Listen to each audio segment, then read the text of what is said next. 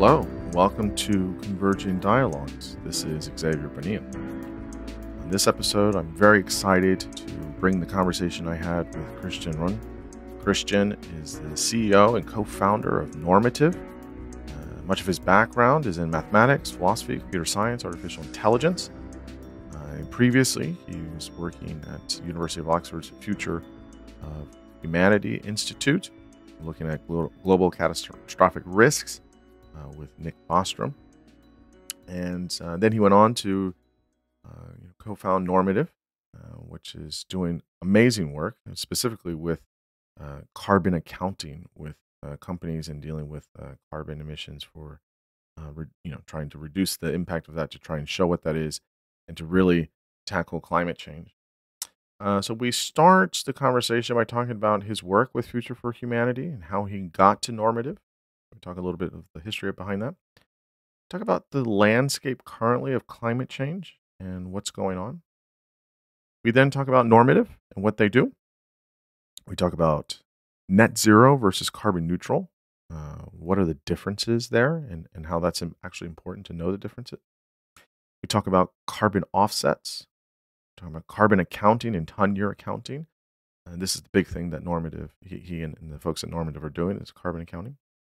We talk about scopes 1, 2, and 3.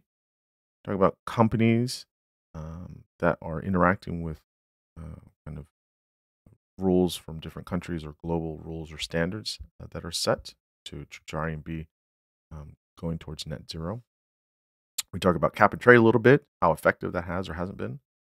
We talk about greenwashing, both voluntarily greenwashing and involuntary greenwashing, and how that works. And then we talk about the impact of AI on carbon accounting. This was a really important conversation. I have said many times on the podcast that I think a lot of people like to do movements and activism and hashtag stuff and stuff on social media about climate change, and I think that has its place. I think that there's a place for that, but more so now than ever. I mean, we've been creating awareness with climate change activism for 25 years. We know what's going on. We know we've got shows about it and movies about it and documentaries about it, and we got protests and marches, and there's even capitalism got involved, making money off of the awareness. We know that it's a problem. We know humans are part of the problem. Okay, so what do we do about it? And one of the things that I appreciate about Kristian is that it's a very pragmatic way of getting at incentives and trying to say, well, here's what we're doing. Here's what we're trying to do. Here's how we're trying to make sure people are getting accurate data about how much carbon they're emitting, and how do we reduce that? How do people reduce that? This is just a very pragmatic way of doing this, and it's a kind of a rolling up your sleeves kind of thing of trying to tackle climate change. And so I think we need to hear more about this stuff. We need to know more about it, know how we can be involved as a consumer, from just as an individual citizen. This is where the work is, and I firmly believe what he's doing over there at Normative. I think they're doing great work. I think if people want to get involved, I know that they have many ways that people can get involved. So the website over there is normative.io. Doing great stuff. You can reach out. Really doing really, really good stuff there. As always, you can listen to this conversation, all other conversations at convergentdialogues.substack.com. So get over there, subscribe, follow, like, contribute. You can obviously please share with your friends that people would like the podcast. It always helps. I'm also on YouTube as well. And now I bring you Kristian Rönn. I'm here with Kristian Rönn. Kristian, thanks so much for coming on the podcast. I'm greatly looking forward to speaking with you today. Thanks a lot for having me. I'm excited about the conversation. Oh, yes, me as well. So I've been looking into a lot of your research and a lot of the things that you've been doing and you're continuing to do. It's absolutely fantastic. So why don't you, before we get into many of the topics we have, just tell listeners just a little bit about your professional and maybe academic background, if it is there, and if you can talk about what the work that you're mostly doing now and what are you most kind of putting out into the world. Good question. So when people ask me what I do, I usually tell people that I do the thing that bore people the most and frighten people the most. So that is carbon emissions accounting. So what I'm doing right now, my primary job is that I run a software company that does carbon emissions accounting. And accounting is obviously the boring bit, and climate change and carbon is the scary bit. So if you want the intense sort of cognitive dissonance and being frightened and bored at the same time, speaking to me is the right thing to do. But jokes aside, so I run that business, but my background originally is in philosophy and mathematics, and I wrote my thesis on artificial intelligence, and throughout my life, what I've cared about the most and what has been sort of the red thread is to try and have as much positive impact as possible, and sort of defining that as creating the maximum amount of flourishing and well-being for sentient beings. So it doesn't have to be humans, it can be animals, but also caring about the long-term future, people or animals that have not yet been born and don't have sort of a fundamental democratic vote with regards to what we do that might affect them later on. So that has been the guiding star of everything that I've done throughout my career, from like a really early age, asking myself hard philosophical questions. Yeah, I think that's the summary, I can more or less. I can hear a lot of Derek Parfit in there, future persons, things like that. You know, he was very concerned about that. So it's it's for all sure. important. I had the opportunity of meeting him once very nice. when I lived in Oxford. Unfortunately, he passed away, I think, a few years ago. But his philosophy on population ethics and personal identity over time and a bunch of other important questions have had a profound impact on me. Yeah, he was quite the interesting person. David Evans just had a book come out on him that was fantastic, and when we were talking about it, he was talking all about his philosophy, but also him as a person, and he's quite interesting, quite fascinating, and kind of gone too soon in some ways.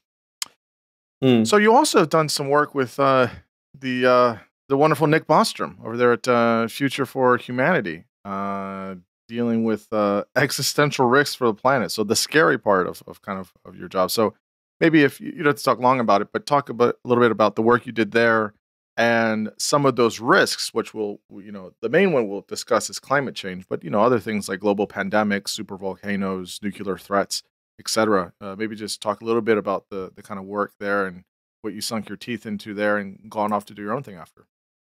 Yeah. So when I worked at the Future of Humanity Institute, I mainly worked in the boring but yet impactful part of administration. So essentially being an amplifier to the rest of the research team. So for Nick personally, it meant helping him with the publishing of superintelligence that he was working on at the time.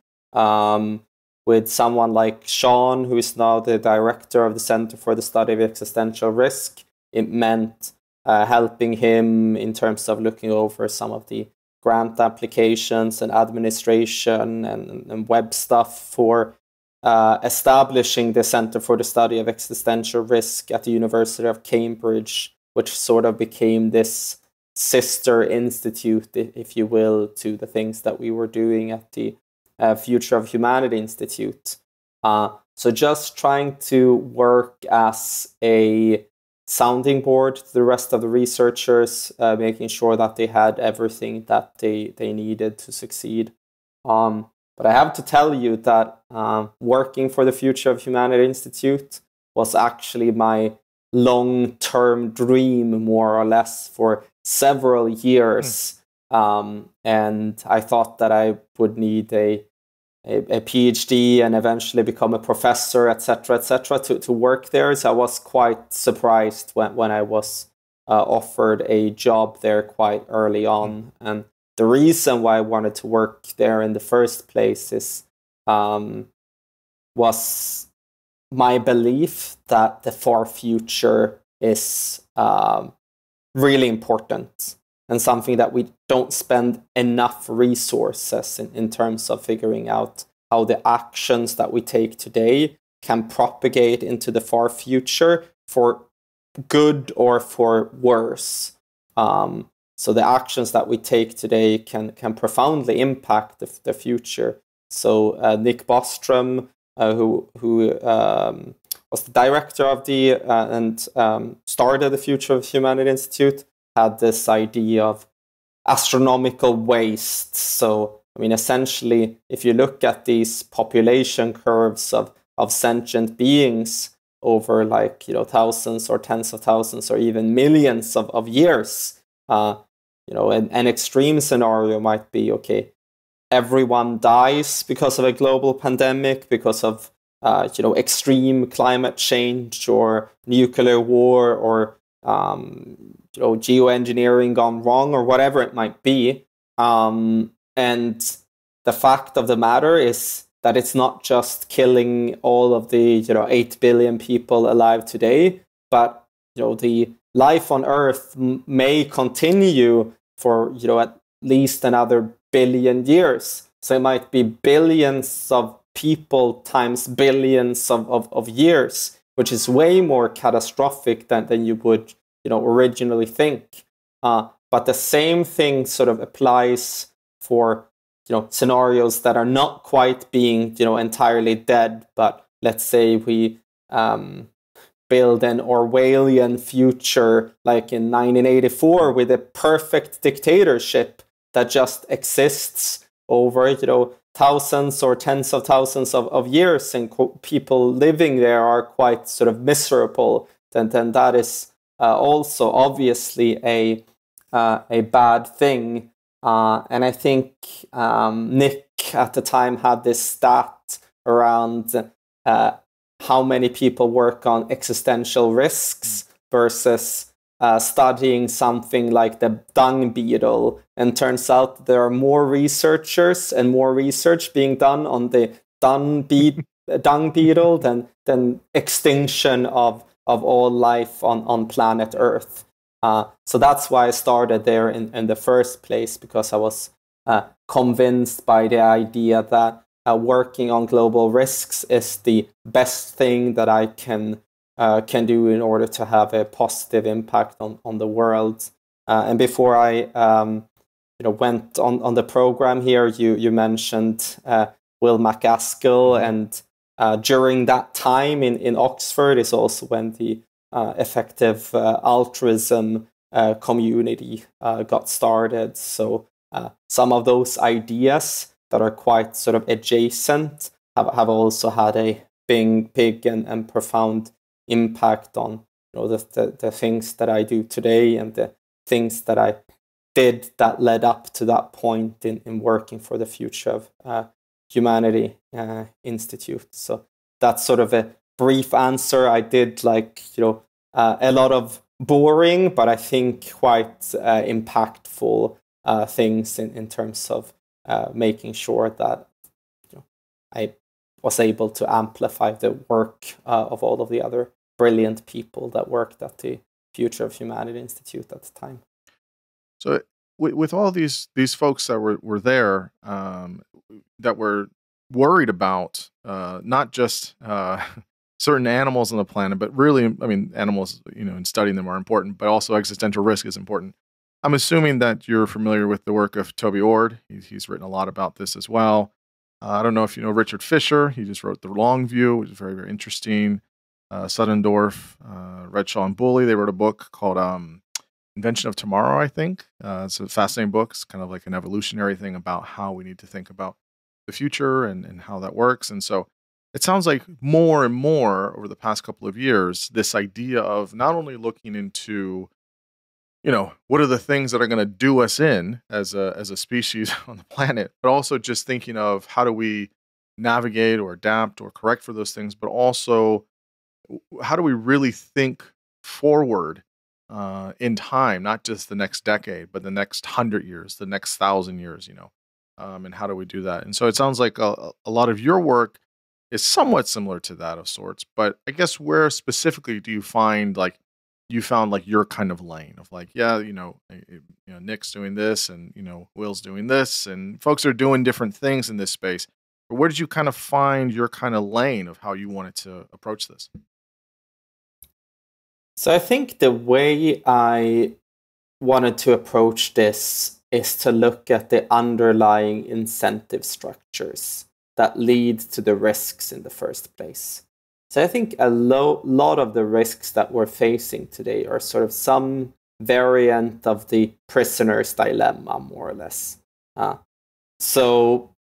Which essentially means that it's a set of perverse incentives where different agents or actors act in a way that is beneficial to them in the short term, but detrimental to all of life and on planet Earth in the long term. So to just sort of give some examples here.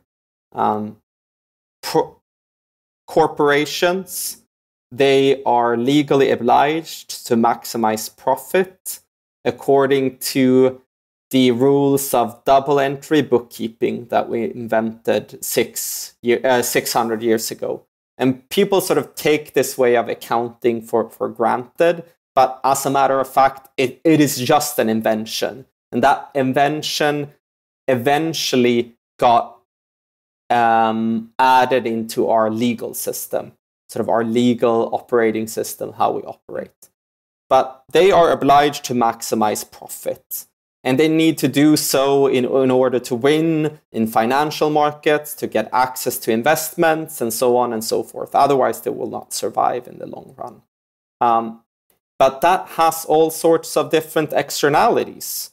So they might release carbon emissions that are creating climate change that is leading to huge biodiversity loss, where 50% of all species will be extinct in the next few decades, which is existential to all of those species, obviously. Or to name another example of how problems are sort of a result of perverse incentive structures and underlying game theory. Let's take nation states, for instance. In order to survive over the long run, you need to maximize power in some shape or form.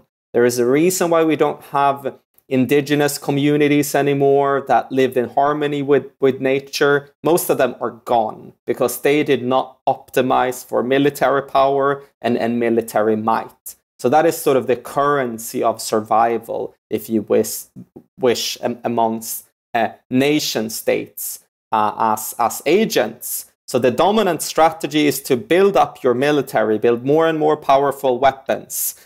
So going from swords to archers, to Mongolian horse riders, to guns and gunpowder, to machine guns, to atomic weapons. And there is no end to that arms race. So you sort of have this arms race that leads to existential risks. And it's the same underlying mechanics with corporations, you need to maximize for profit. So if you sort of pollute more and have more access to the cheapest kind of energy, then you will be more profitable than your competitors. Yep. And I think we see sort of some of these arms races even today. I mean, a lot of people are concerned about artificial intelligence. I mean, some of the even existing models of artificial intelligence can be used to make it a lot easier to create like new dangerous forms of pandemics or chemical weapons and so on. And that has like been demonstrated. So you can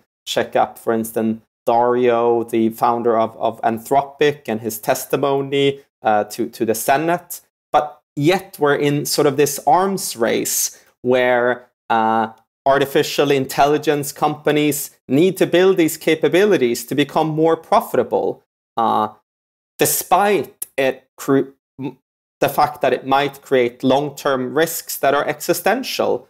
I mean, we had like the people that run these companies. They recently signed a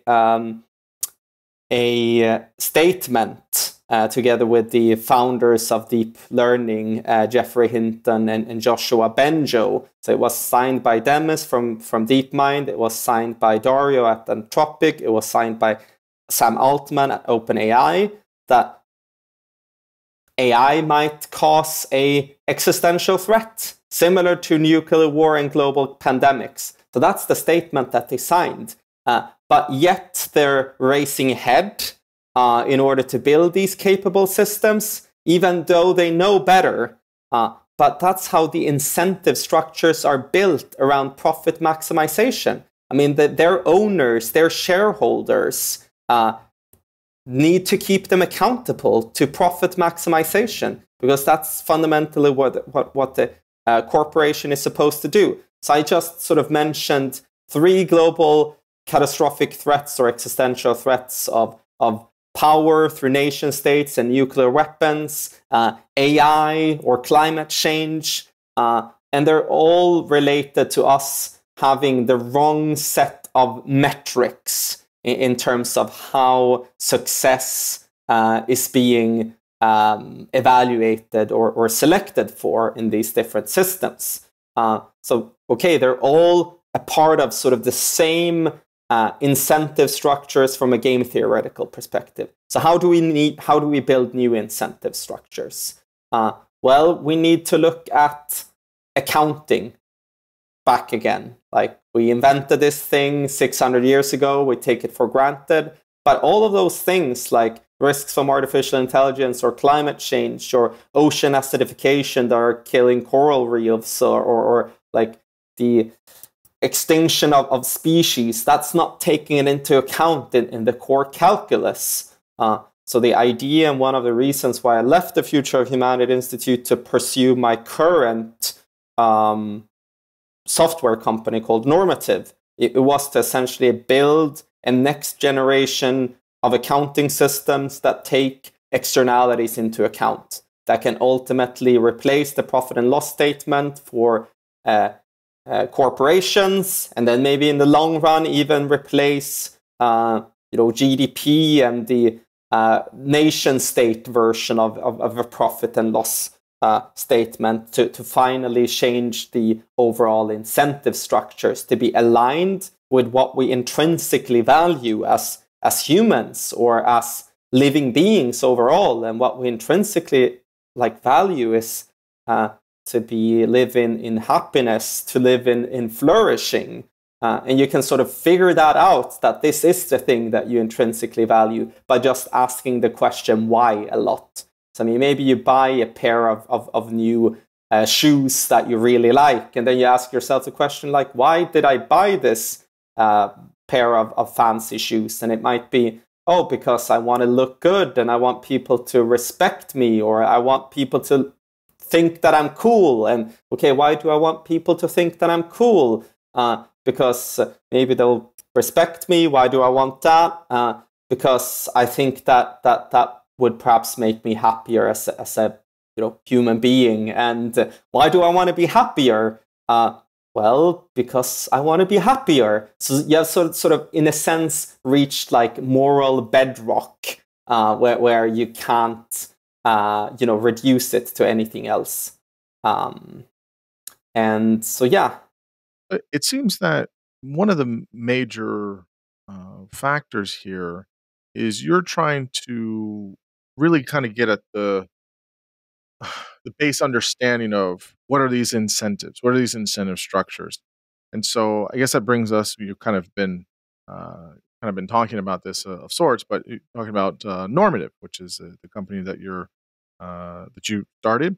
Tell us about Normative and how do you use kind of your math background for some of these pragmatic answers to things, not just certain types of idealism or nice campaigns, but really trying to create a software that's saying, how do we understand this, and then how do we provide it to, I think mostly businesses, of understanding certain things, and then we can talk about carbon accounting and things like that. But you just kind of tell us a little bit about how you see Normative as trying to get at those incentives.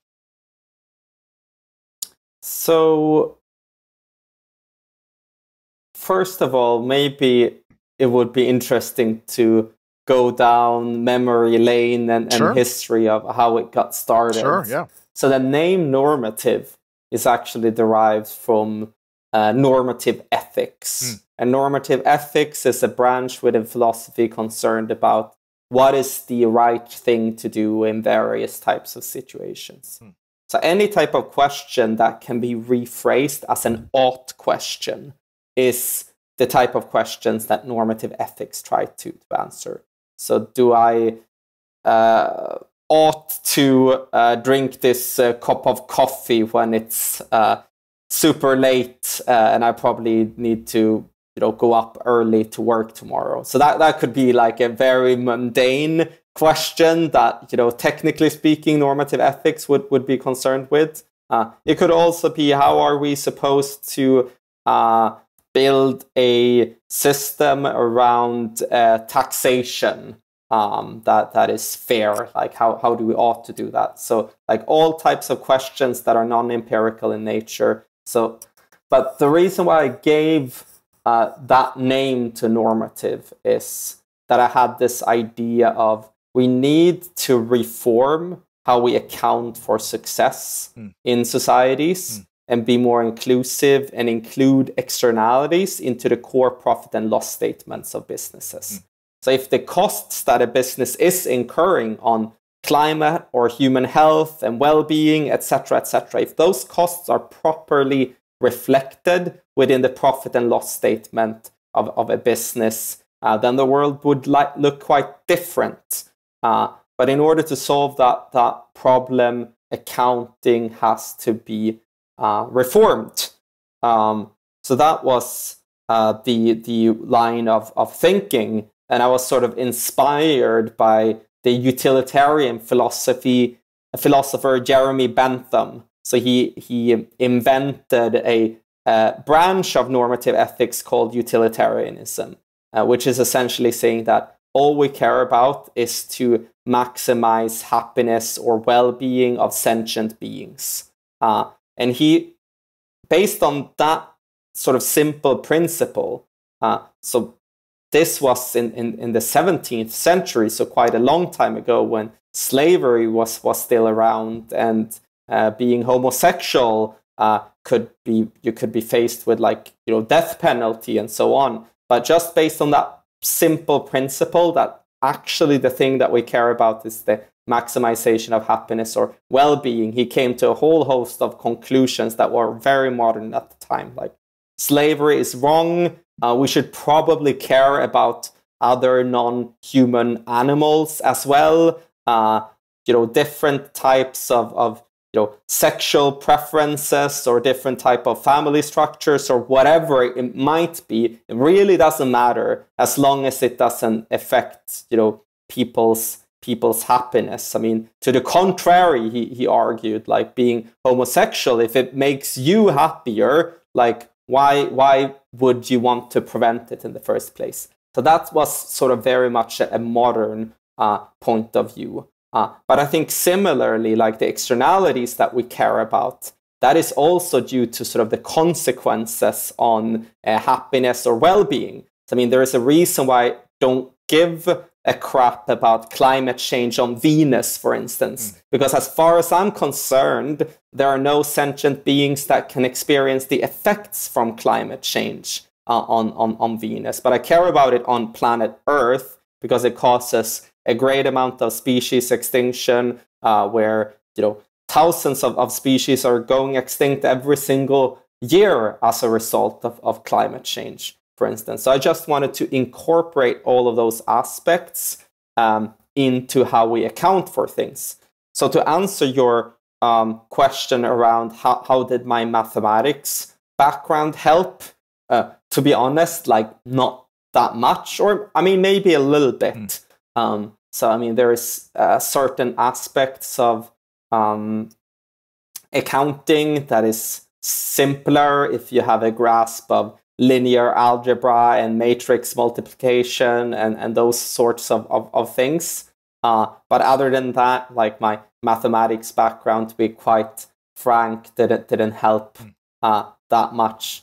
Right? I bet probably like someone who is really afraid of mathematics would probably beg to disagree. Like, okay, matrix multiplication, that sounds far from simple. So obviously I'm coming from it from a biased sort of point of view, where I've studied real university mathematics, and what we're doing is quite sort of simple in comparison. But what did help, however, is in university, they started to have some courses at the time when I studied maths in computational mathematics, where in fact you learn how to perform mathematics in a computer, which meant that I learned basic programming in Python. And my teacher at the time decided that we're not going to go with MATLAB or any of the closed source type systems, where we're going to do all of the computational mathematics and computational linear algebra in Python.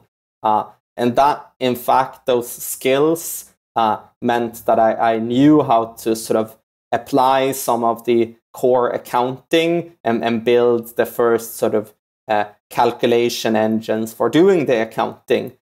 So back when we started, the vision was super big. It was to incorporate all externalities on sentient beings into the core P&L of businesses. But then we came to sort of the realization that we need customers as well. In order to build a business, we need customers that are willing to pay for a product.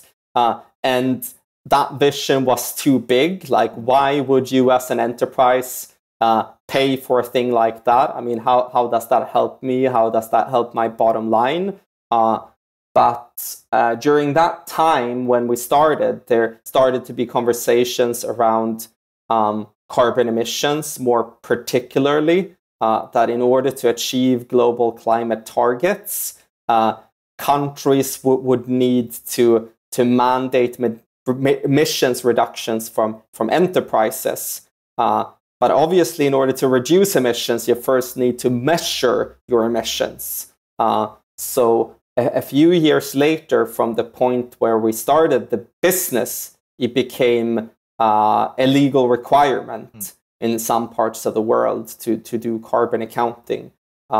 So then we thought to ourselves, climate change is obviously like one of the core and most important problems of the world. So let's focus on that and not try to solve for every single externality at once, and to just do that incredibly well and to build a business around that.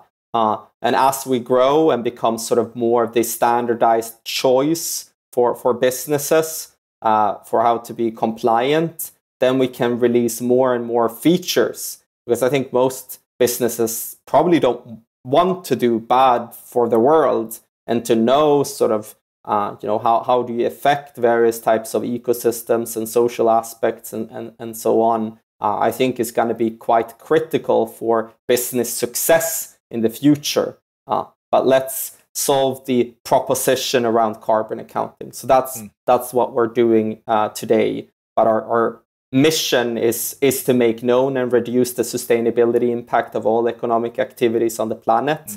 So that our mission is, in fact, larger than carbon, but carbon is the most important thing right now and what we're focusing on. So that was I think, long answer to a simple question. No, that's perfect. That's perfectly fine. It's great. You explained it well. It's interesting to hear how it was. The vision was much more grand, and how now it's you're focusing on one thing, which is great. So I do want to talk about carbon accounting, but maybe, I guess, from your vantage point, your perspective, kind of give us the entrance into this. So climate change is one of the biggest problems, one of the biggest existential risks on the planet right now. Kind of give us from your perspective, what that landscape is, how much direction trickles down from COP, all the COP summits. What is this 2050 deadline that I hear sometimes? And then just kind of, obviously, carbon emissions is a big thing. So how do we get, into carbon accounting for that? So maybe just kind of give us a 30,000-foot view and then zoom us into how carbon accounting comes into the picture. Yeah.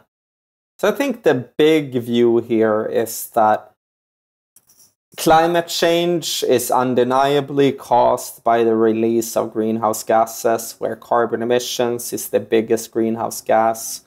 Methane is another important greenhouse gas. And right now we're seeing the consequences of that. So we're seeing increased hurricanes. We're seeing desertification.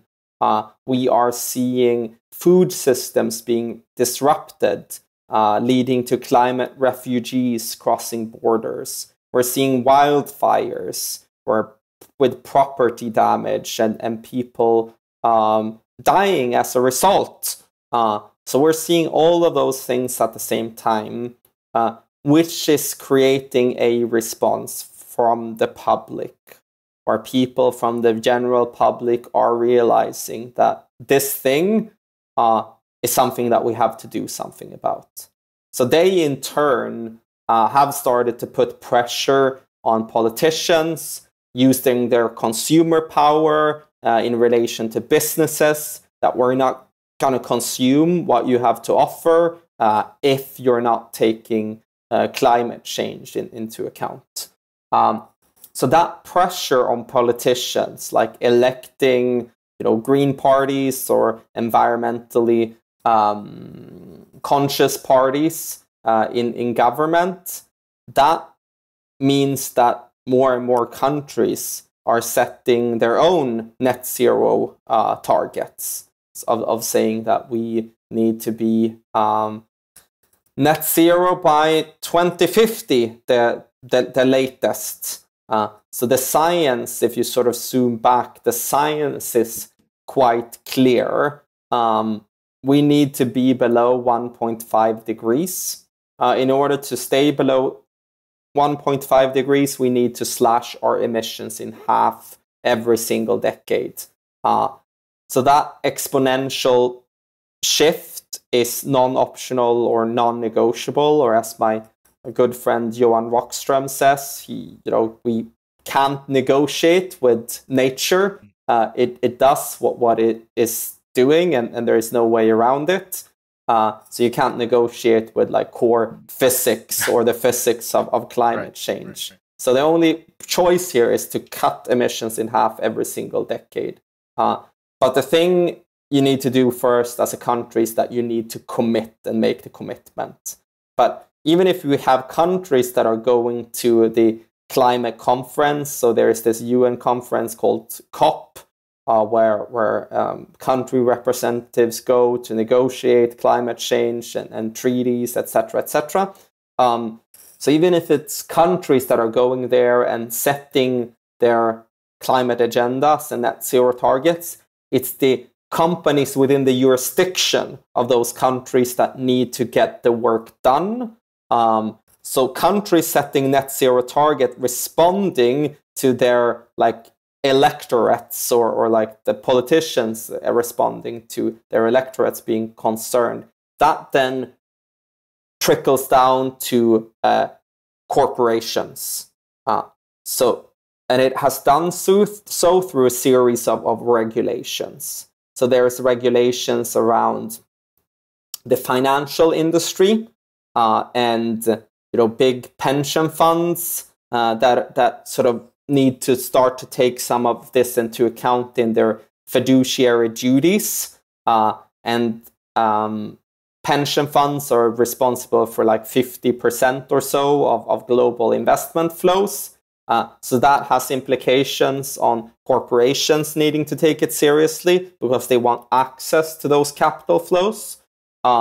But then in terms of other legal frameworks, there are the various types of disclosure frameworks where companies, for instance, in the European Union, companies with more than 250 employees need to disclose their carbon emissions side by side with their financial statements, their profit and loss statements in their annual reports.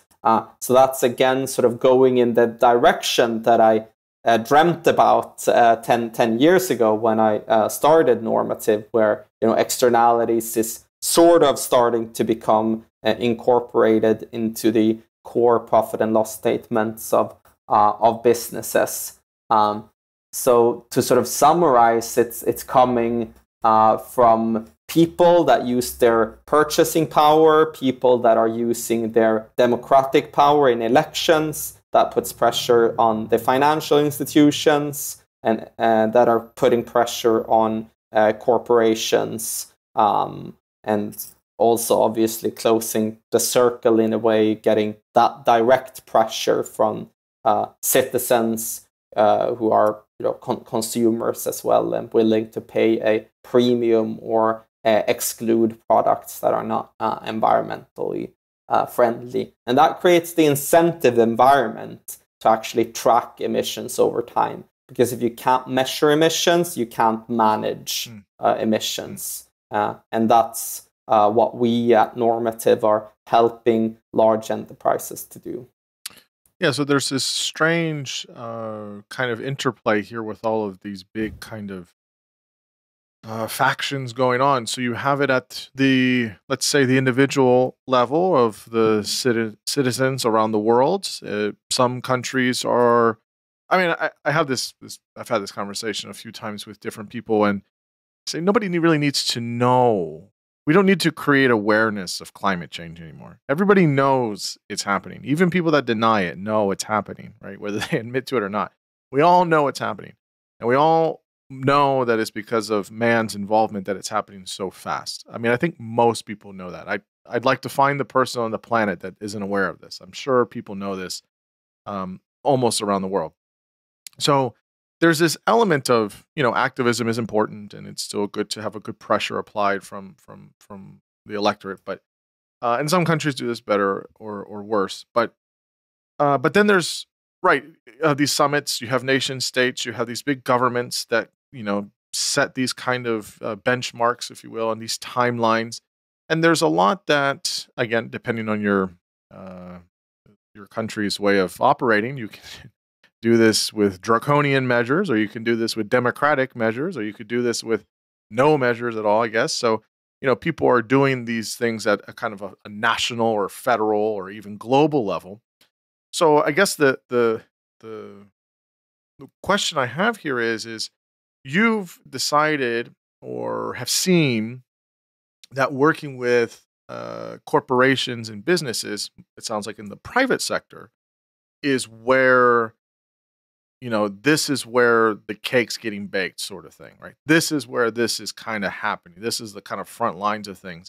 And changing those incentive structures is going to be instrumental, because they're when you're talking about huge businesses or huge corporations, they're the ones that are pushing this out. And I'm sure some people are willing to do this, and some people are resistant, and maybe some people are willing at first, and then they're not as willing when you start getting in there and telling them all these things that you can and can't do.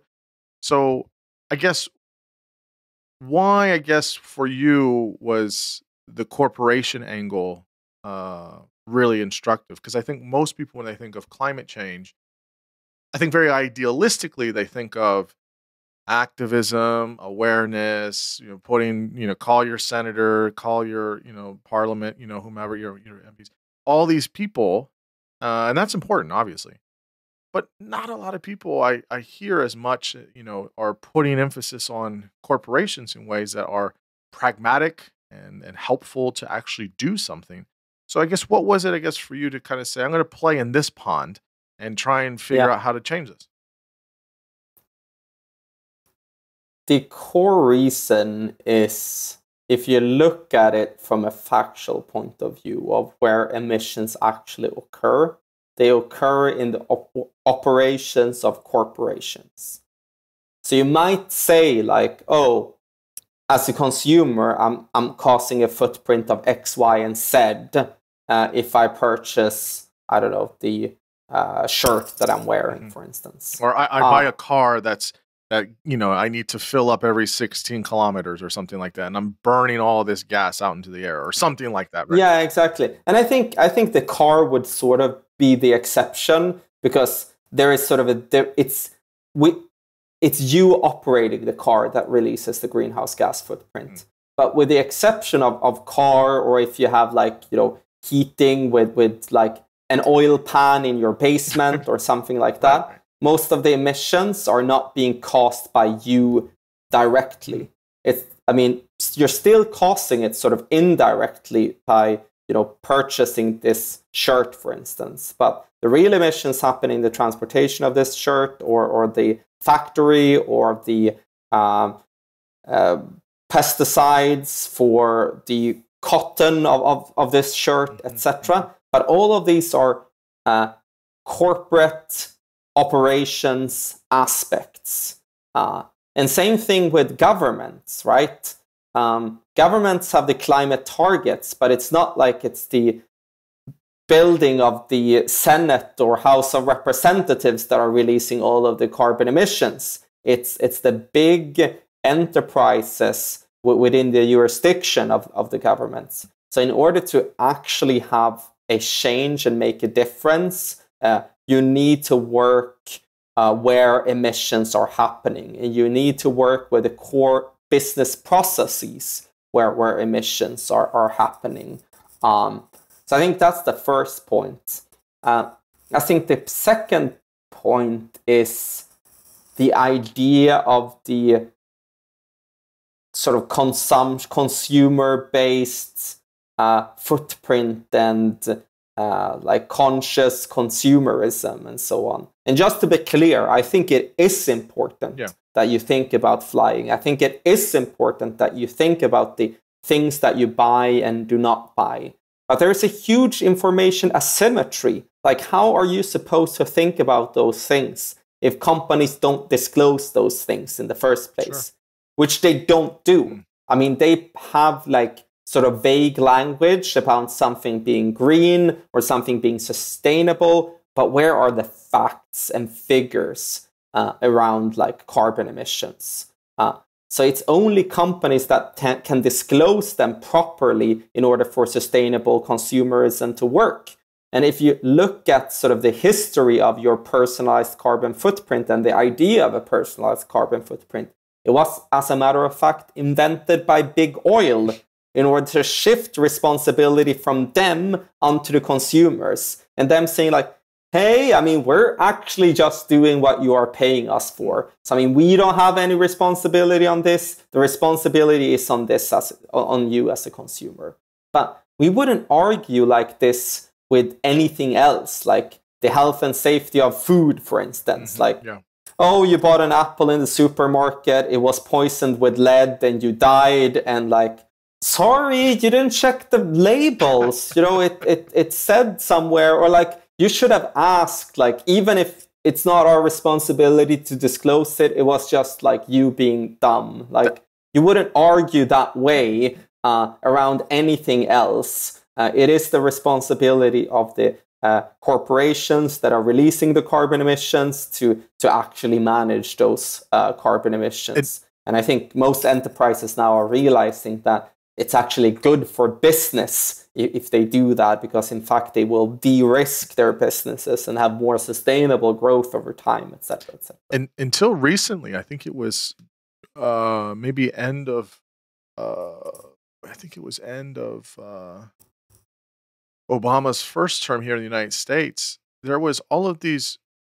We did not have, I think at a federal level, regulations that if some kind of, let's say meat, salmonella in chicken or mad cow or something like that, if there was a line of food that was bad, they wouldn't say anything and they wouldn't recall it. It was just sitting there on the shelves in stores. And it wasn't until I think a law is passed in the Food and Drug Administration, maybe 2011. I could be wrong on that. That said, no, you have to pull this. You have to pull this, even if you lose money. People can't be getting sick because they didn't know, and the more requirements for these things. So, I mean, that's like a kind of like you're saying, like a no brainer. But even more recently in the United States, I know maybe Europe has some different laws, but it's that didn't even happen up until more recently, which is wild to think about. I was going to ask though about a couple of things here. So, like when I was younger, there was this big push for, and this is probably some of it's from Rachel Carson and her stuff, in the '60s and that kind of wave of things. But when I was younger, there was this big push for individuals and consumers to recycle. Right, it was a big push, right? Really big people. You got to recycle. Don't just throw things away. Don't litter. It was all these campaigns, all these things like that. And I wonder, with businesses, you're seeing more and more and more. I would say every 5 years, it's more and more and more where it will say this was made from these types of products that were energy efficient, or they were carbon neutral, or they were et cetera, et cetera, et cetera, down to the phones that we buy, down to the computers we use, the clothes we wear, all of these things. And I guess is that a shift, right? Where companies are saying, hey, like, we have to do this. I think, and you get some of the big companies. I mean, Apple's an example where they do this. I know there's been other companies that do this where they really want to do that. But I guess for some people, I hear this argument sometimes with cars, which is, look, well, I'm all for buying an electric car, but it's just too damn expensive.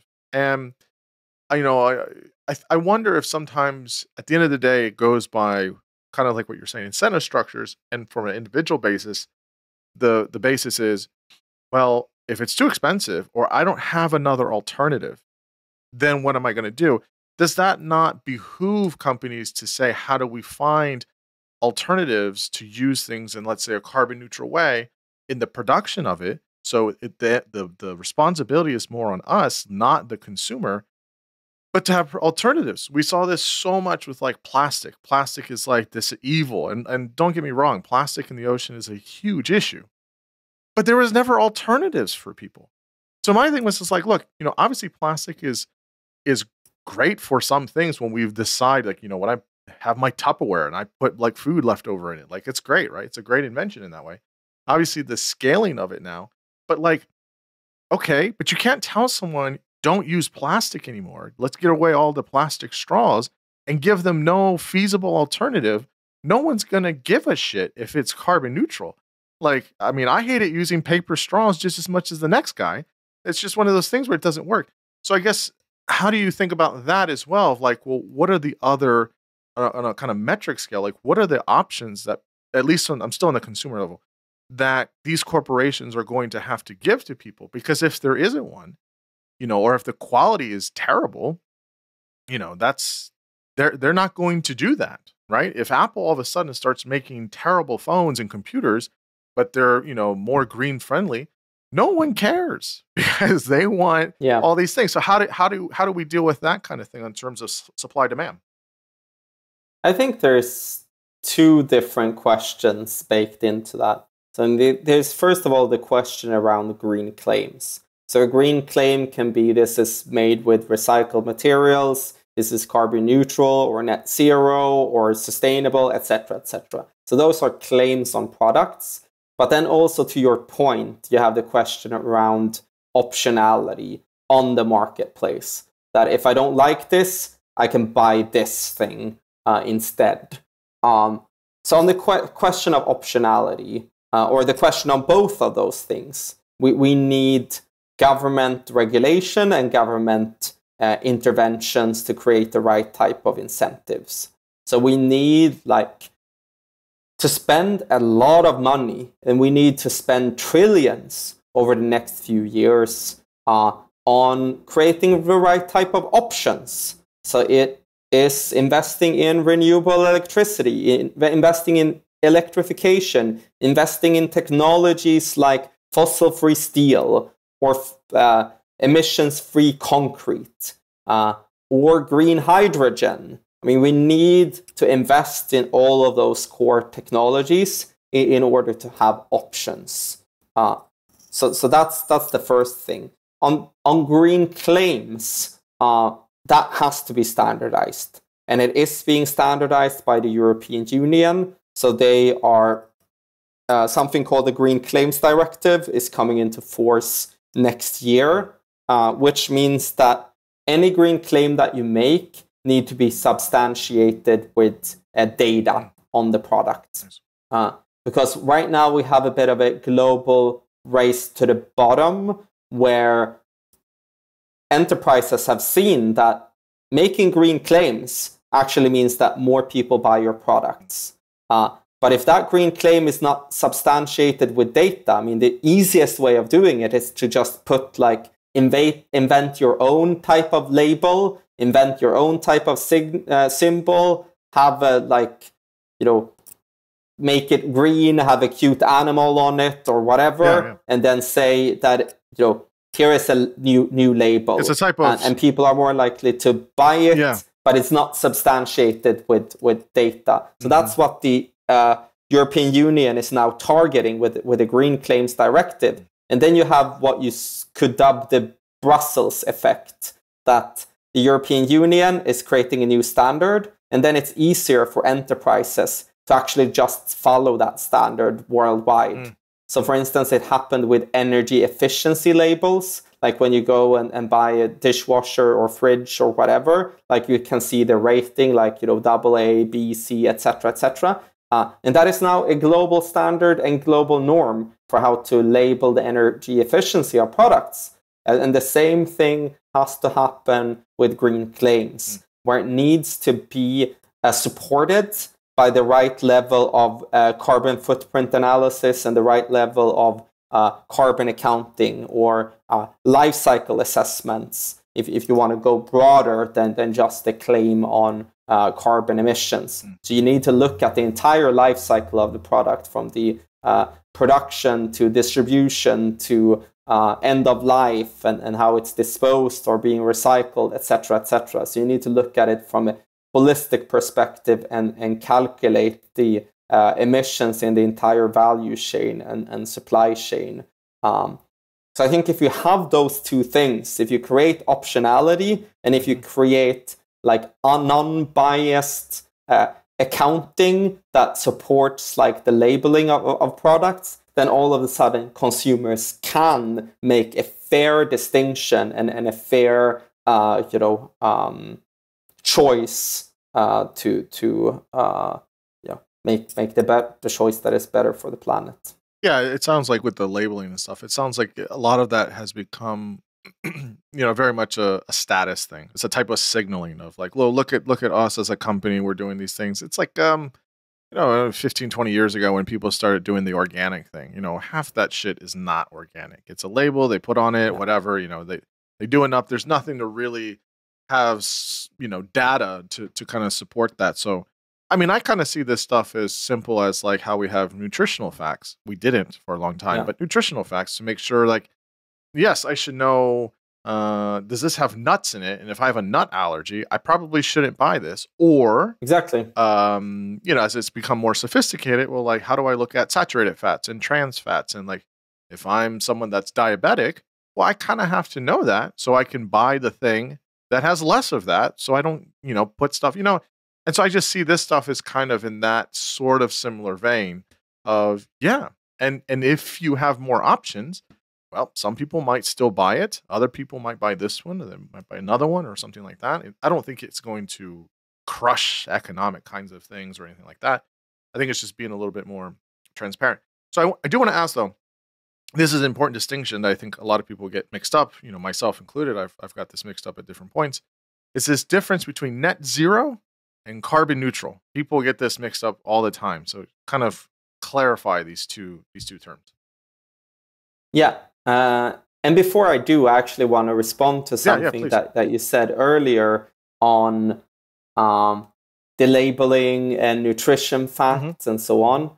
I think my vision for the world is going even beyond that, because you might care about the nutrition on the product because it will personally like benefit you in a clear sort of way, but the same thing doesn't necessarily apply for climate. And what I mean by that is, what if you lived in a world where you knew that every product that you buy is being sustainable because every enterprise that are producing those goods and services have set the net zero target, and they have done what they need to do in order to decarbonize that value chain. So you sort of know by default that this product was produced with renewable electricity in the production facilities. It was transported by electric cars powered by solar and wind and hydro,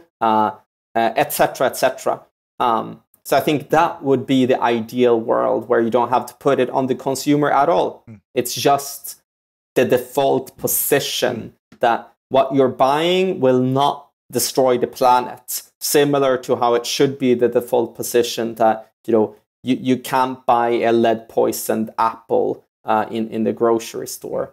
So I just wanted to follow up on that. I totally agree. I mean, I think that that's something that I think we can aggressively pursue, and I think it's something where more and more people are realizing that, okay, we have to get our act together. So I hope that more and more people are open to doing that. Yeah. So about go ahead. Yeah, to answer your question around the difference between carbon neutral and net zero. So carbon neutral, the definition of carbon neutral is you might have a product with a certain amount of carbon emissions embedded into the production process. Everything, let's say it's a laptop computer, everything from the mining of the precious metals to the assembly of the CPU and all of the different parts and transportation, etc., etc. So you have that entire carbon footprint of the typical like supply chain for the laptop computer that you're buying. So carbon neutral is when it's carbon neutral supported by carbon offsets. So carbon offset, the idea is actually great as an idea that, okay, if it releases this much carbon emissions, then what if I plant enough trees to absorb that carbon emission, or do something else that offsets that carbon emission? Then in theory, like net on net, my purchase would be carbon neutral. So that is the definition of carbon neutrality. And the problems with that, however, is that most of these the problems are twofold, as a matter of fact. First of all, there is an accuracy gap in the accounting, in the way that companies account for carbon emissions. So we have seen this over and over again. We have done our own meta study, and turns out that carbon emissions are generally 60% higher than what enterprises claim that they are, because they don't have the know-how or knowledge for how to make carbon emissions accounting right.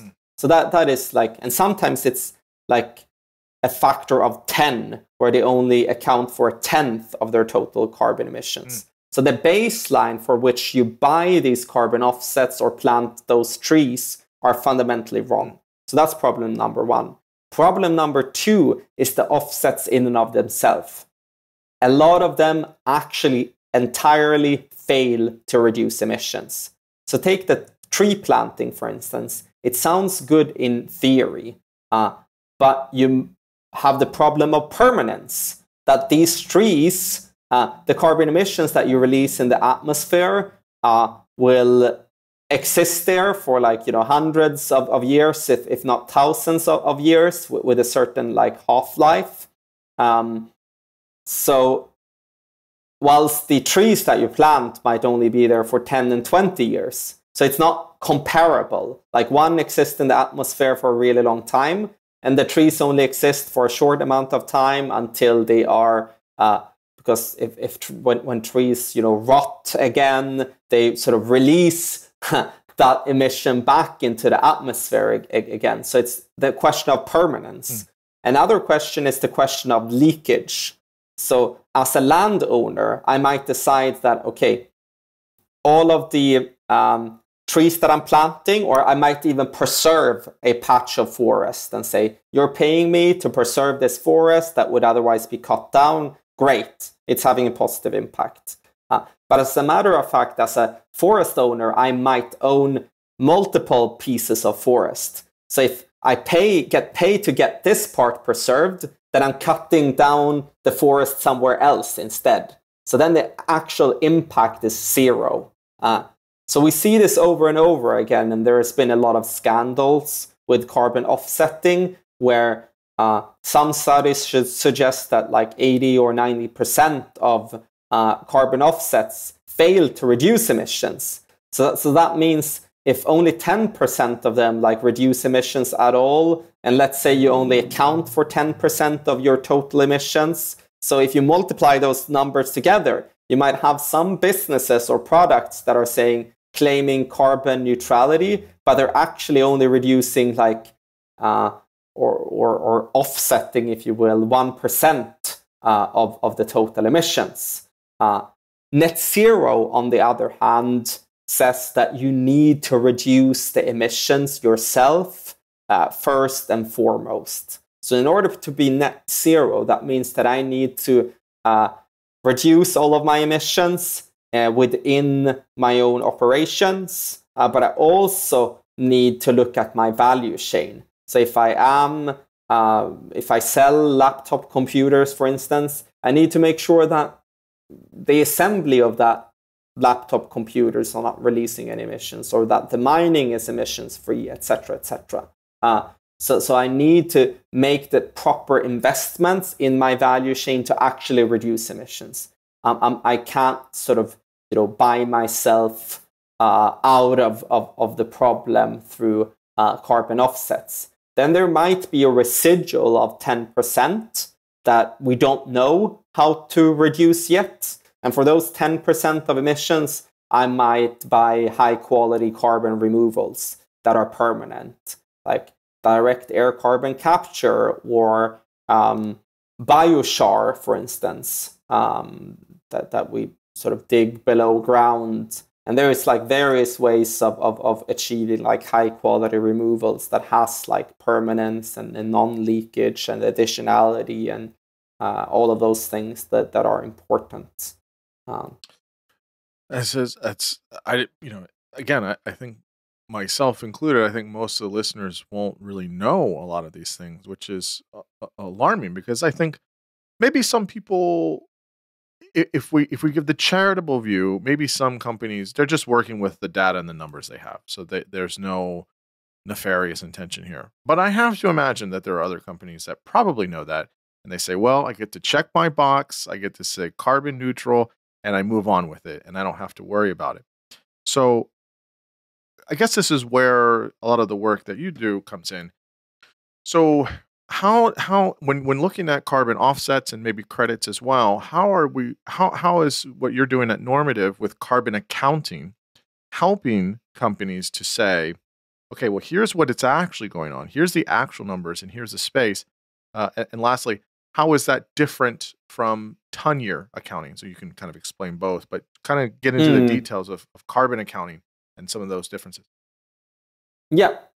So you can sort of look at it as the debit and credit side of the accounting. So what we deal with at Normative with carbon emissions accounting is sort of the debit side, if you will, like giving an accurate account of how much carbon emissions has resulted from your corporate activities and the activities happening in your value chain. So that's the credit side. The debit side is sort of, investing in the carbon offsets or high quality, ideally high quality removals. And for that side of things, then ton-year accounting matters a lot. like you talked about. So before I said that I raised the question of permanence, that let's say I plant a few trees and the biomass of all of those trees absorb I don't know, a ton of CO2. Mm-hmm. And those trees are up there for like 10 years before someone cuts them down again and the carbon emissions are being released somehow. Then you have 10 ton years, because you have like 1 ton of biomaterial times 10 years equals 10 ton years. But then you might have something else, like you have direct air carbon capture and you have fans that capture this carbon emission, and you put it into some sort of mineralized rock. And this rock, it will exist inside of this rock for like, I don't know, 1 million years. Or let's say, be conservative and say 10,000 years. And you do that for a ton of carbon emissions, then you have essentially created, 10,000 ton years. Because you multiply the number of years of permanence with the total of number of tons extracted. So on the sort of credit side of things, we need accurate ton year accounting. And this goes sort of beyond the scope of what we at Normative do. We deal with the credit side of things, or sort of debit side of things. And then we might recommend other sort of marketplaces that have high quality carbon removals, but we don't account for those high quality carbon removals. But however, if we partner with such a marketplace, we make sure that they follow a certain set of principles, so they're actually accounting for the credit in a way that has integrity. So when you're dealing with all of these things, I guess this might be a good place to introduce the idea of scopes 1, 2, and 3, right? Because I'm thinking about, there has to be a type of system here, right? So like, let's take out the individual user for a minute, right? Everyone's driving electric cars and has, solar panels on their roofs, right? So let's say everyone's doing their part, right? When you have companies, how is it just two questions here? Is it just scale? So the company that has 250 employees and the company that has 50,000 employees. Second, is it, I would imagine, it also has to be with companies that are in particular domains. So the ones that are, drilling into the earth, or they're, getting coal, or they're, in a unfortunately a sweatshop somewhere, and there's certain places where I would imagine some companies or some warehouses or whatever are going to emit more than the person that, just has an office building and they're, whatever. It's a kind of simple thing. So maybe you can explain how that works, but, maybe this is where the scopes 1, 2, and 3. Describe for us what that is for listeners, and then what's the kind of hierarchy here, if you will. Yeah. So in the carbon emissions accounting, you follow a protocol called the greenhouse gas protocol that was developed, the first iteration 20 years ago, but it has been updated since. And it was created by the WBCSD, our World Business Council of Sustainable Development, and the World Resource Institute. And that is the framework that we follow when we do carbon emissions accounting. And it divides emissions into 3 different scopes. And I can first tell you what the scopes are about, and then I want to tell you sort of the rationale for dividing emissions into those different scopes in the first place, because I think it relates to the question around the difference between, running a mine where you sort of have emissions effects directly, or like running an office building or something else. But scope 1 is essentially the emissions that are happening directly inside of your own operations. So let's say you own vehicles, and those vehicles have combustion engines and they release carbon emissions directly. Or you might want to heat your, I don't know, factories or facilities, and you might actually have on-site an oil pan or whatever, where you put in oil, you burn that in order to create heat, and that heat is dispersed through like radiators inside of your buildings. So those are just some examples of scope 1 emissions that are happening directly inside of your own operations. Scope 2 are emissions that happen because you consume various types of utilities. So you consume electricity or you consume heating, where in fact someone else might own the heat pan, and someone else might own the power plant that produces the electricity. But there is a very clear correlation. If you use more electricity, they have to put more coal into the coal power plant. So that's scope 2 emissions. So technically it's not happening within your operational control, but there is a super clear causal chain. Scope 3 are all of your value chain based emissions, upstream and downstream. So it might be purchased goods and services. So let's say you buy, let's take us for instance, us at Normative. I mean, we have a carbon footprint. So we buy a lot of computers for our employees to do the coding and programming or sales or whatever it might be. But all of those computers have carbon emissions in the supply chain of the production of those computers. So that is an example of scope 3 emissions. Or let's say I'm an investor and I invest in a bunch of companies that are releasing carbon emissions.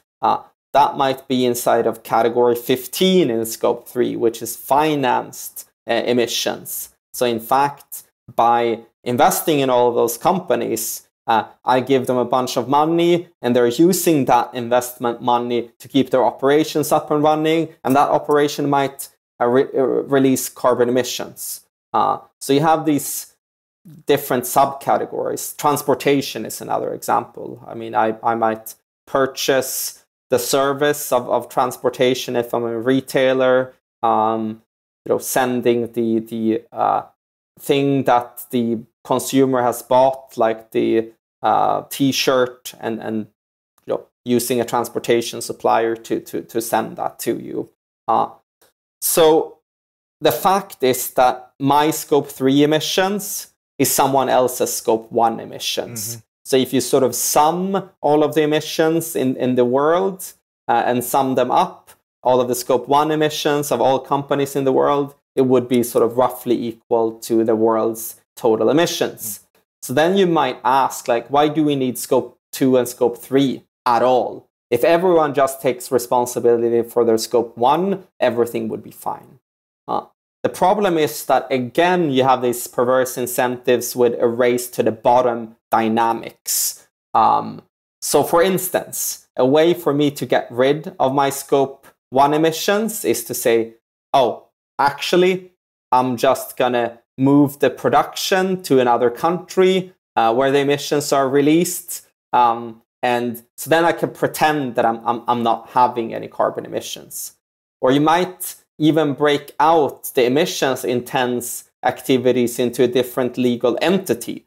So you might say, if you're a power generating company, that, oh, from now on, I'm only dealing with renewable electricity. But in fact, I've created a new legal entity that owns all of my coal power plants. And I am directly an owner of that legal entity. So then I can, through creative bookkeeping, make my emissions go away.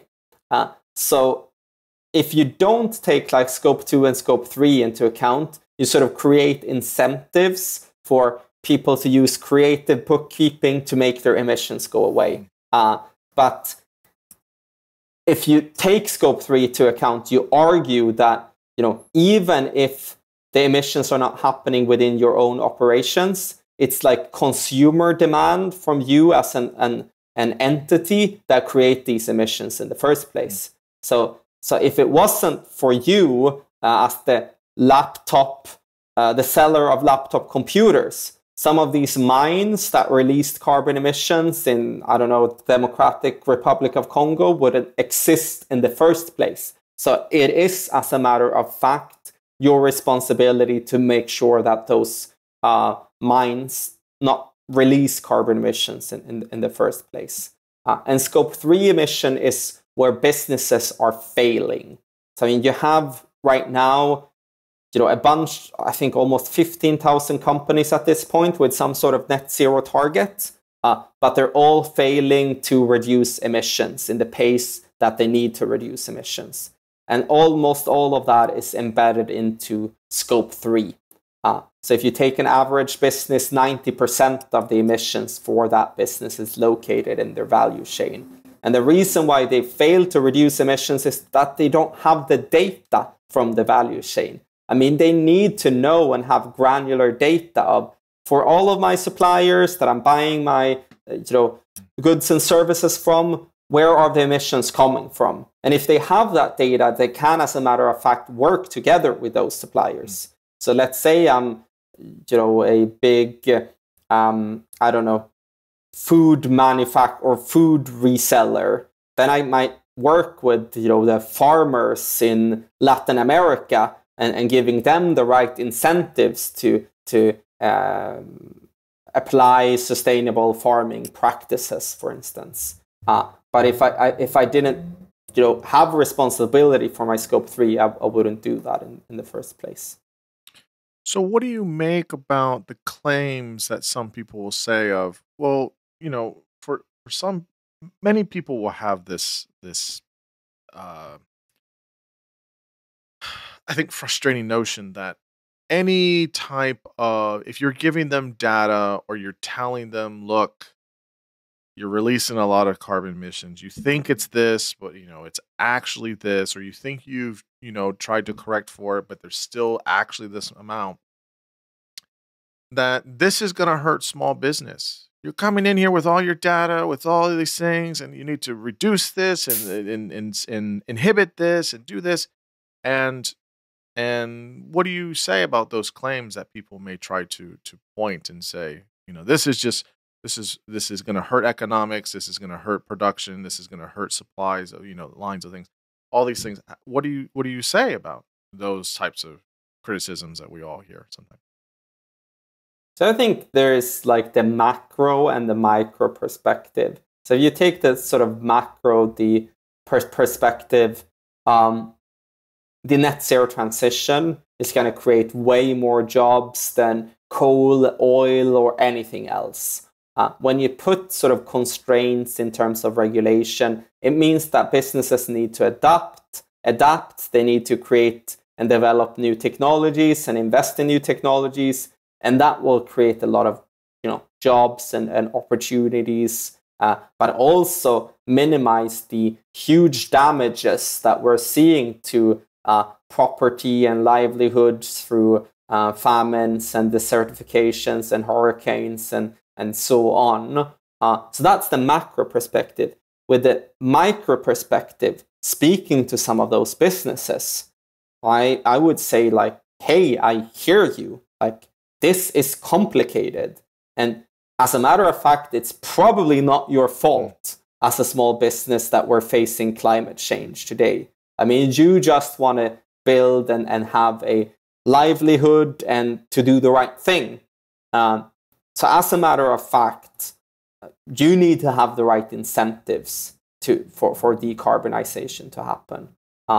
And that needs to happen both through like large enterprise buyers. So if I'm a small, let's say small soybean farmer in Brazil, for instance, I need to I need their support and the incentives to create those sustainable farming practices. And I think that's the responsibility of Unilever or Nestle or some of these large enterprises to create those incentives for the farmers. And furthermore, it's up to the governments to create those types of incentives, or financial institutions to say, like, here you actually have a low interest loan that will help you in the transition for doing the right thing.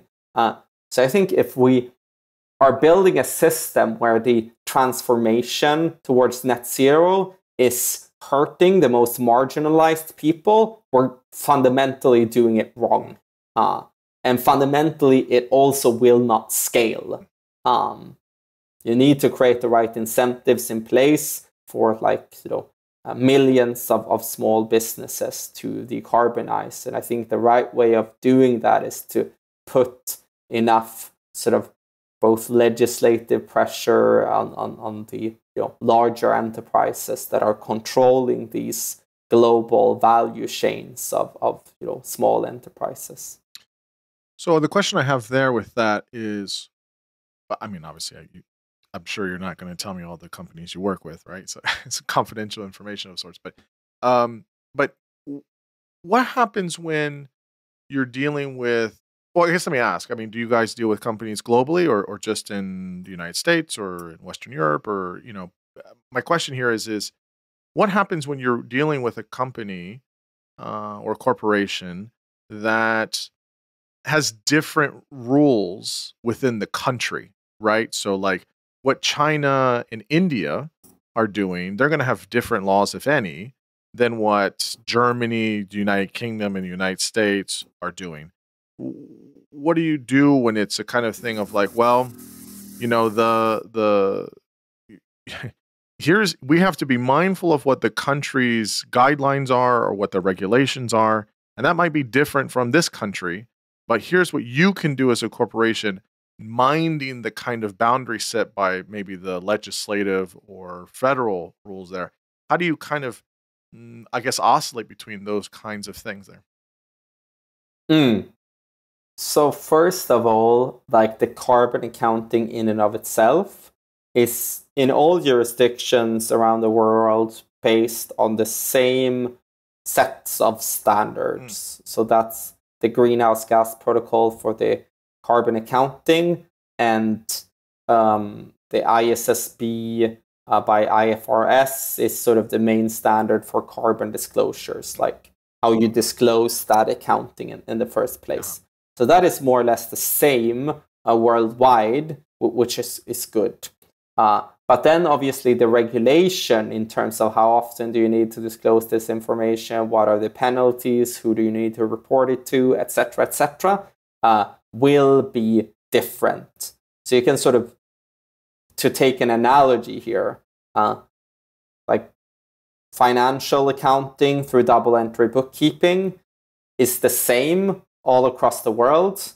And so your profit and loss statement in China is going to be like same as in US or Sweden and so on. So there is like a common set of standards for evaluating the performance of businesses, which is great. But then obviously, like, taxes on profit will be wildly different, in the same way carbon taxes are different in different jurisdictions.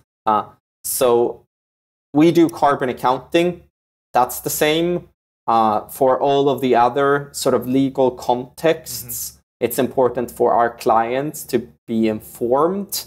We have a brilliant climate strategy team. We have a carbon legislation tracker that we're keeping up to date. So we are, trying to inform our clients around all of the things that are happening on carbon legislations and so on. But I mean, at some point in time, it will be, sort of hard to keep up. So the best we can do is to provide the best possible and most accurate carbon accounting, and then it's to a large extent up to the enterprises to to know what's going on in their particular jurisdiction. But with that being said, I mean, we have a climate strategy team that help with those things as well. But hopefully, in sort of the long run, enterprises will be more and more informed themselves, so we can focus on the carbon accounting and sort of software aspects. And I think especially around mitigation and reduction, and help our clients figuring out like what are their core transition plans, how can they do the right things, etc., etc. Yeah, that's helpful to know, especially with the kind of global standards that are in place. This is sort of a footnote, but since I have you, I'm curious for your opinions. There's a handful of countries that do cap and trade, and I remember a long time ago. I mean, we were considering, I think early Obama, just out of Bush years into early Obama here in the United States, of could we also do a cap and trade, and that was basically dead on arrival. I don't know if you know anything about Americans, but Americans, we don't like being told what to do, and it's just like absolutely obnoxious half the time. But I guess that's kind of how we started the country and how we still are. Just very ornery. But yeah, I mean, cap and trade is like, I mean, nobody talks about that here in the U.S., but that does go on in other countries. Do you find, again, this is a little bit, again, a footnote, not exactly for what you do, but I'm sure you maybe work in countries that have this.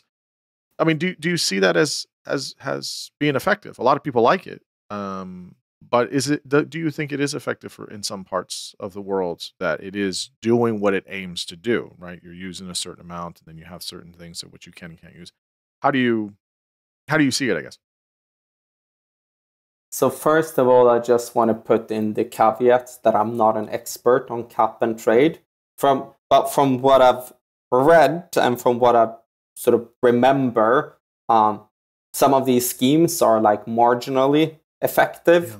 But the big problem is like, is the cap ambitious enough? Yeah. I think that is the main problem, why a lot of these schemes have been sort of inefficient. Like, is the cap ambitious enough? Because if you have like a very strict cap, then obviously it will sort of be quite expensive to buy the rights from other players, because it's a question around supply and demand. And with a very strict cap, you have low supply but a high demand, which means that it becomes quite expensive quite quickly, which is important to create the right level of incentives. And if you look at sort of overall carbon taxes and average price of carbon in the world, I think right now it's around like $5 per ton of carbon emissions released. But it has to be 20 times that amount in order for us to actually achieve our climate targets of slashing emissions in half this decade, slashing it in half the next decade, etc. So I mean, we need to increase the price of carbon by a factor of 20 in order to achieve our targets. And that means a much stricter cap in the cap and trade schemes. It might mean other types of carbon taxes and so on. The European Union has like the CBAM now, for instance, to avoid leakage. So I talked about leakage before in carbon offsets, but there is also sort of the leakage of accounting that I talked around in the context of Scope 3, that you might move the emissions-heavy activities outside.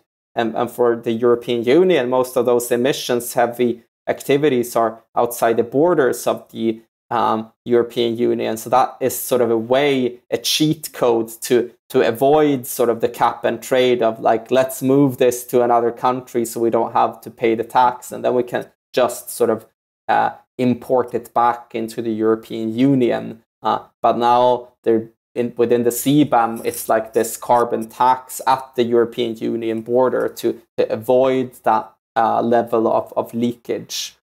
which I think is great and very much needed. So I think cap and trade can work, but we haven't given it the proper chance to work.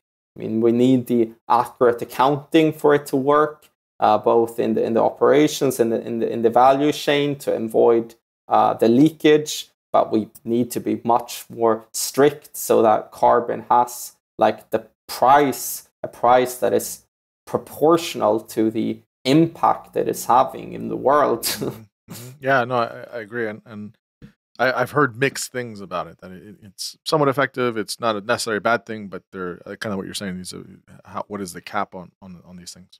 So I want to come back to one thing we talked about, or we didn't name it, but we were talking about it. Is greenwashing, which is quite frustrating. There's this one concept. I heard one of the talks you were giving where I heard it, but many people will talk about this kind of voluntary, if you will, greenwashing. It's sort of what we were mentioning, but sometimes there's an involuntary greenwashing of where people don't even realize that this is happening because and I guess this really is a question of like intent, right? Do they know they're doing it and they're trying to get away with it and just look good? Or do they really just have ignorance about some of this stuff? So maybe just kind of remind us about kind of how people typically define greenwashing and talk about this voluntary, involuntary kind of thing here. Yeah. So I think we more or less coined that term involuntary greenwashing. And it was the observation that a lot of greenwashing was actually not caused by bad intents at all. So I told you earlier on sort of the credit and debit side of carbon, how they're both duplicative, that if you only account for a fraction of your total baseline and then invest in low carbon offsets that are only 1/10 as effective as you think they are, then you only reduce 1% of your total emissions. And there is and has traditionally been a severe lack of knowledge within corporates and enterprises on how to do this properly.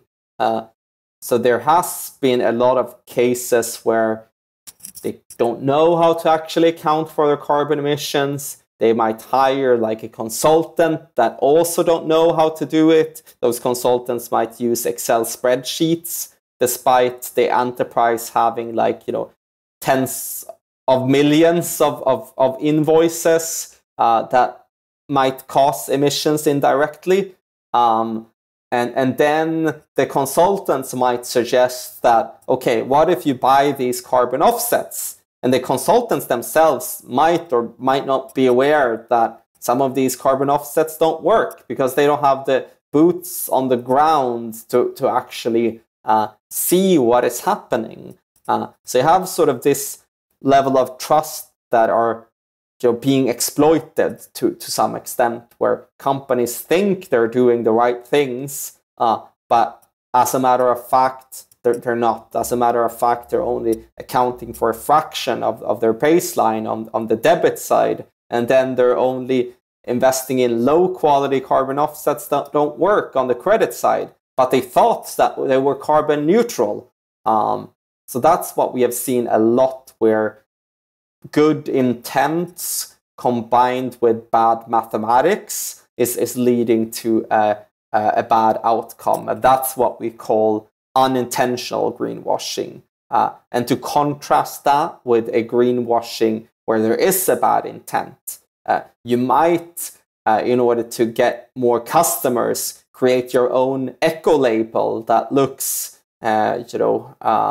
legit, etc., etc. And that way you create like greenwashing with like sort of bad intent, or somewhere in between. It might be like, oh, this is actually doing a little bit of good, but then it's sort of undermining the more sort of serious,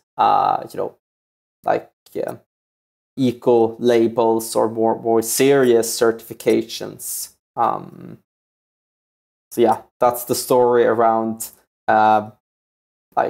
unintentional and intentional greenwashing. And I think it's a story that is important to tell. Because a lot of, and I just apply that as a general principle in my life as well. Like, don't assign like malicious intent where the explanation could be incompetence. And I think in most cases, like in the world, like people that might, even in your everyday life, that might do something hurtful towards you, like it's more likely that they were just being incompetent and didn't sort of fully think about how their words had consequences or whatever it might be. So I see this all the time, and companies are run by people. So obviously they're no exception to that rule. Yeah. I think it's hard for people to kind of discern the voluntary involuntary aspect of it, which is difficult. So again, which is why we need better systems driven by accurate data to really then correct for that. Say, okay, people can then make choices and see who the real actors are and who isn't. So one of the last pieces here, I feel like this comes up a lot with all of my conversations now. It's almost obnoxious at this point, but everyone's talking about AI. There's obviously, great things about it and some potentially existentially risky things about it, as you mentioned in the very beginning. So I guess here, I think that people jump. There's a lot of sensationalizing this kind of thing of like, oh my God, AI is going to doom us, and there's certainly that risk. I don't want to minimize that, but I also think AI tools and machine learning tools can be really helpful as well. How do you see AI tools assisting with a lot of these pragmatic changes to combating climate change, helping out with carbon accounting, etc.? So AI is, like many other technologies, a dual use technology, which means that it can be used for good, it can be used for bad.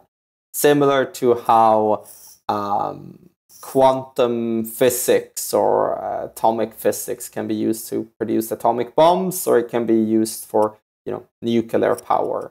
And AI is the same. And first of all, the good things. I think AI can, it is already helping folding proteins at a rate where it would take all PhDs in the world like thousands of years to do this, and they're doing it in just a couple of days, which is incredible, which will have incredible implications on drug discovery. It's being used to figure out how to sort of stable nuclear fusion reactors that might give us an unlimited amount of clean energy. We use artificial intelligence inside of Normative to sort of categorize and extract data from invoice line items and figuring out the carbon emissions based on the ERP systems data that our clients upload into our platform. So there's a lot of good things happening. But AI can also be used for a lot of bad things. Right now, you can put out disinformation at scale, undermining what truth even is. Because, and this has been demonstrated, you can automatically create campaigns that will create a bunch of blog posts to support any type of narrative, and bots that go into the comments fields and create sort of false sense of consensus around something that is completely false. In the longer run, or even today, and I think that I mentioned that earlier with Anthropic and the CEO of Anthropic recently testifying in the US Senate, that as a matter of fact, AI can be used to create dangerous bioweapons. And we might see, if we're not careful, in just a couple of years, AI being used to build pandemics that have the same incubation period of hepatitis B, which is like almost a year or 10 months, have the lethalness of rabies, which is almost like 100%, and being airborne in the same way as the common flu. And if you sort of engineered with the help of AI such a virus and release it to the world, like the entire population will have it, and not know that they have it until like everyone dies, like, 10 years later. So I don't want to sound alarmist, or actually I do want to sound the alarm. I think it's important to regulate artificial intelligence. And I think I mentioned that in the beginning, that you have profit maximization, and profit maximization creating externalities. And AI is just another example of that, where in fact the CEOs of Anthropic, DeepMind, and OpenAI have all signed a statement that artificial intelligence is an existential threat, just like global pandemics and nuclear war, and still they're racing ahead of building those systems. And I can't blame these individuals. They're being pressured to do so by profit maximization. Otherwise, the shareholders won't be happy, and the shareholders will elect a board that will, in the end of the day, fire them from their job. So, I mean, profit maximization and that is deeper than the concerns of these individuals. So I think it's just a perfect example of how deploying the wrong metrics in society leads to bad outcomes. And one of the reasons that sort of made me start Normative in the first place, because if we can change that core accounting where externalities are being included in the profit and loss statement, then you would have a completely different discussion. Then we wouldn't have to have this arms race of AI that are creating, as a matter of fact, in the long run, global catastrophic and existential risks that are quite concerning. Yeah, I mean, there's a lot to be worried about. I mean, for sure, there's definitely a lot to be worried about. But I think, I really am a big believer in what you're doing at Normative. I think it's super helpful and super essential. So, where is the best place for listeners to find yourself, to find Normative, to find the work you're doing? Any places you want to point people to? So, I mean, you can find us online at normative.io.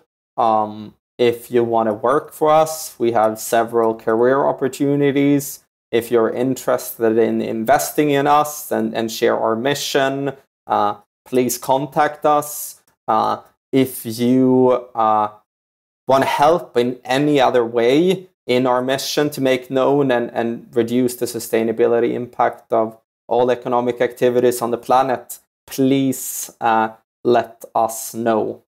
Yeah, no, that's important, and I think it's nice to put people to a place where they can do pragmatic work, and really a lot of people really care about the planet and about our home and about species and all these things, and a lot of the times they want a place where they can practically do something. And so it's not maybe always the sexiest, it's not going to get all the fanfare, but it is deeply important. And so I think it's great. Kristian, thanks so much for your time. This was so much fun. It's everything I wanted it to be, in the details, but really great way of communicating how serious these things are and the work you're doing. So I'm rooting for you, and it was, again, a really big pleasure to have you come on and talk for a couple hours. Thanks a lot for having me. It was a pleasure. Absolutely.